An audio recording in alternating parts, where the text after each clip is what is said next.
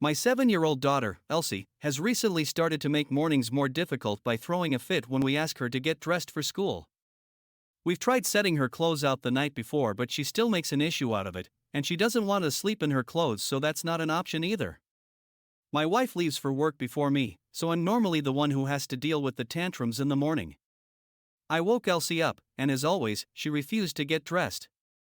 I wasn't really in the mood to deal with her BS, and I didn't have the energy to fight with her about it, so I told her that it was okay and I'll just take her to school in her pajamas.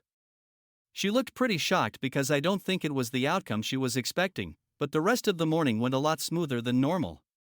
We got in the car and she was more quiet than usual, so I could tell she wasn't really sure what to think of it. But after a while of driving, I guess the realization set in, and she told me she wanted to go home and change. I told her she had already made her decision and I wasn't driving her back home now. She started freaking out, saying she wanted me to drive back home and she didn't want to go to school in her pajamas. But I wasn't turning the car around, so we arrived at school and she eventually went in.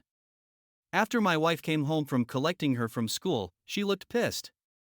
She didn't say anything in front of Elsie, but later in the evening, as expected, she went off on me.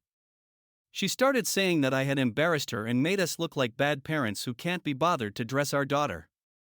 I told her that I'm sure Elsie isn't the first child to go to school in pajamas, and it's not the end of the world. And she wears normal clothes every other day, so one day in pajamas isn't going to make everyone think we're bad parents. She told me she thought it was a cruel thing to do to Elsie, but in my opinion it was harmless and taught her a lesson.